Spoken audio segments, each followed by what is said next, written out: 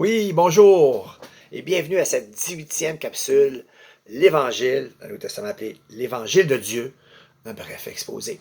Dans ma dernière capsule, je mettais en lumière la pratique du péché, Jean était conforme à définir le péché, à la définition de Jésus, que le péché, dit-il Jésus, que le Saint-Esprit veut convaincre le monde et réprimander, c'est le fait même de ne pas croire en moi. Mis en lumière que c'est vraiment le sujet de Jean dans 1 Jean 3. J'ai pris le verset 4, 5 et 6, où ce qu'il dit au verset 6, que celui qui pratique le péché ne l'a ni vu ni connu. Je vais souligner pas connaître qui, mais le verset 5, où il dit Jésus qui est venu dans le monde enlever nos péchés et qui n'est pas en lui. Je trouve le verset préféré des chrétiens, vraiment qu'ils chérissent de tout leur cœur, parce que dans Jean 5, 12, Jean écrit « Je vous écris ces choses afin que vous le sachiez. Vous l'avez la vie éternelle, vous qui croyez au nom du Fils de Dieu.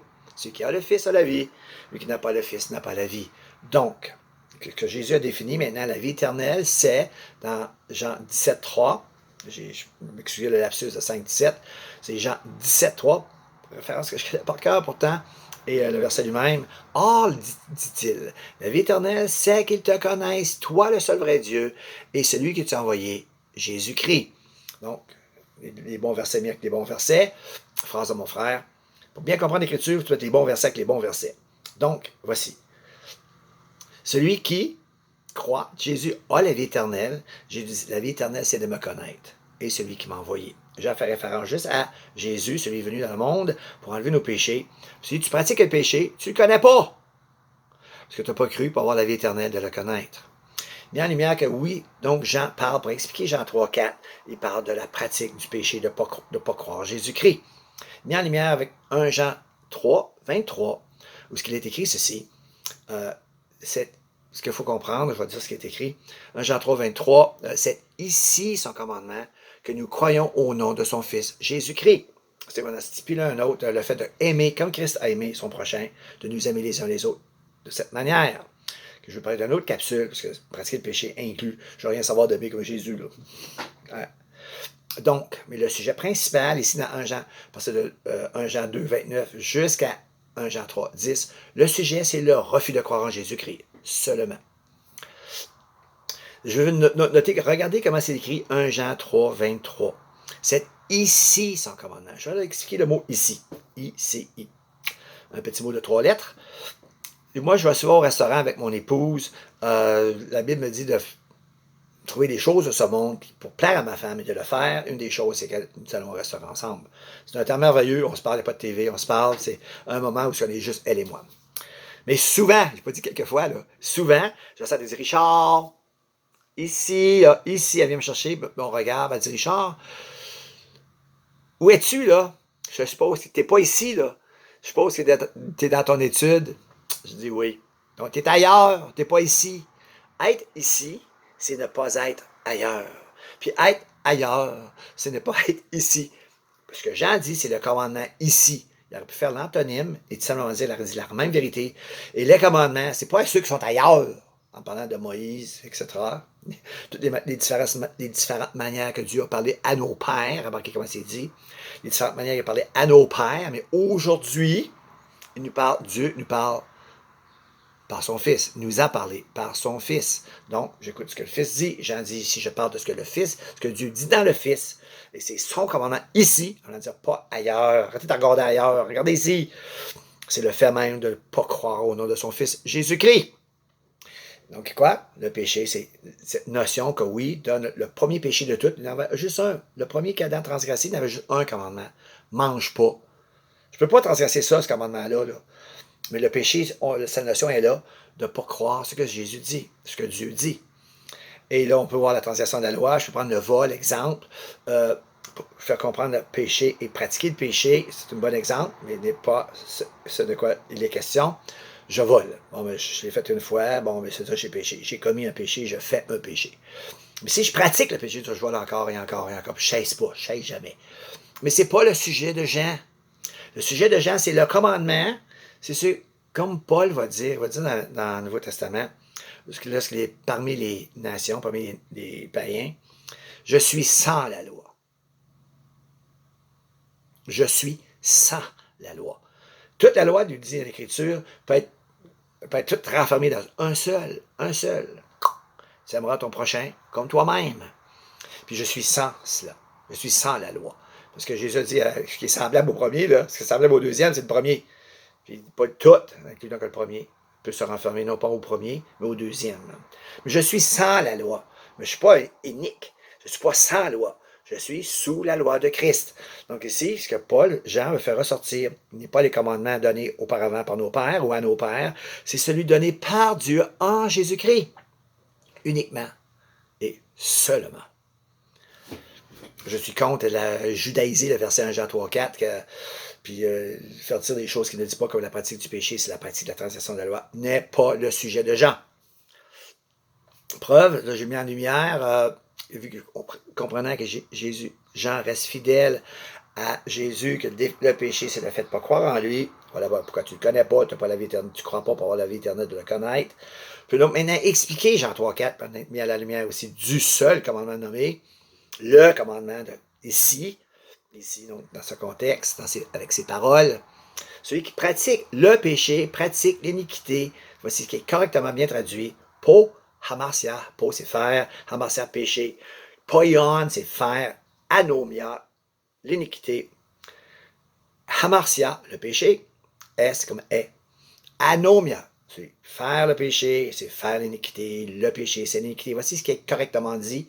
N'importe quoi autre, comme dit le commentaire, c'est pas la Bible. Autre que ça, c'est pas la Bible. Donc, c'est pas ce que Dieu a inspiré. C'est pas ce que l'Esprit a poussé de la part de Dieu. C'est pas ce que cet Esprit a poussé les hommes à dire de la part de Dieu. Comme dit Pierre, c'est quelque chose entièrement étranger à ce que Jean dit dans ce chapitre. Ici, c'est une parole, la pratique du péché, c'est une parole employée par Jésus dans Jean. C'est parce que, regardez, avant de continuer, là, mon frère m'a déjà dit une phrase très intéressante. Richard, il n'a pas dit Richard, il disait ça à l'Église. Pour bien comprendre l'Écriture, il faut que tu prennes les bons versets avec les bons versets. Et donc, expliquer l'Écriture, c'est la même affaire, il faut que tu prennes les bons versets avec les bons versets. Quand tu ne prends pas les bons versets avec certains versets, tu falsifies l'Écriture. Donc, ce que je veux comprendre, vu que Jean nous dit, il écrit ce qu'il a entendu, cette parole, donc une parole de Jésus, celui qui pratique le péché, pratique l'iniquité, le péché, c'est l'iniquité. C'est une phrase de Jésus qu'il emploie dans Jean 8, 36, la pratique du péché, celui qui pratique le péché est esclave du péché, je vais en parler avec plus de profondeur. Et la pratique de l'iniquité, une parole du Seigneur Jésus, pratiquez, arrière de moi, vous qui pratiquez l'iniquité. Jésus a dit, dans ma conscience, parce que je suis en communion avec lui, c'est le but d'être un croyant, m'a fait comprendre que j'étais bien ce que j'avais dit, j'avais fait un bon exposé, pas assez exposé. Ah, ouais, bien exposé, mais pas assez exposé. Donc, j'aimerais ce matin exposer un peu mieux Matthieu 23, ce que Jésus dit, arrière de moi, vous qui pratiquez l'iniquité, où j'avais mis en lumière, c'était 2 versets avant, c'est de ne pas vouloir faire la volonté du Père, c'est ça le contraire de pratiquer l'iniquité, de ne pas faire la volonté du Père pour entrer dans le ciel, où Jésus va dire explicitement, dans Jean 6, 40, la volonté de mon Père, c'est quiconque voit, une traduction, quiconque perçoit, quiconque discerne, dans le sens que, je vois, tu as discerné, tu as perçu, quiconque voit qui je suis et croit en moi, je lui donne la vie éternelle et je le ressusciterai au dernier jour. L'accès au royaume. Il fait la volonté du Père, il discerne et croit, il rentre dans le royaume. Donc la pratique de l'iniquité, c'est cela. C'est refuser de discerner, de croire qu'il y a Jésus. Mais Jésus a dit, le Saint-Esprit m'a montré que, étant vrai, je n'ai pas passé par le chemin lequel lui m'a fait passer, pour faire comprendre ce qu'est la pratique de l'iniquité. C'est avec les 2 versets qui suivent, Jean 7. Il faut toujours prendre ça le contexte. Si comment ça aller ailleurs, là, il faut toujours être ici, quand on est dans la l'écriture, il y a un contexte, comme un petit poisson dans l'eau, sortez de l'eau, puis tu vas tuer le poisson. Restez dans le contexte. Ici, il y a un contexte, l'eau dans laquelle baigne ce verset, et voici ce qu'il dit. Après avoir dit, alors je leur dirai ouvertement au verset 23, je ne vous ai jamais connu, phrase très importante que j'expliquerai plus tard. Je ne vous ai jamais connu. Retirez-vous de moi, vous qui pratiquez l'iniquité. C'est pourquoi, il va donner une raison pourquoi il dit ça. C'est pourquoi, quiconque entend ces paroles que je dis Il les met en pratique. Sera semblable à un homme qui aura bâti sa maison sur le roc. La pluie tomba et les eaux jaillirent. Le vent s'est jeté contre elle. Mais elle n'est point tombée parce qu'elle était fondée sur le roc. Il a agi comme un homme prudent. Au verset 26, il va dire ceci, mais le contraire de faire ce qu'il dit. Mais quiconque entend ces paroles que je dis et ne les met pas en pratique sera semblable à un homme insensé qui a bâti sa maison sur le sable. La pluie tomba, les eaux jaillirent, le vent s'est jeté contre elle, et la maison tomba, et la ruine fut grande. Donc, la pratique de l'équité, je vais le prendre comme ceci, comme un petit bâton.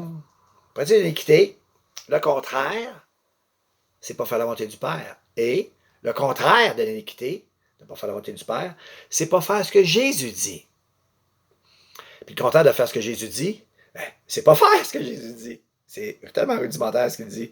Bon, si tu fais pas ce qu'il dit, tu pratiques l'iniquité. Si tu fais pas ce qu'il dit, ça veut dire faire la volonté du Père pour entrer dans le ciel. Voilà, c'est que la pratique de l'iniquité. Pas faire ce que Jésus dit. Qu'elle dit-il constamment tout au long de l'évangile de Jean?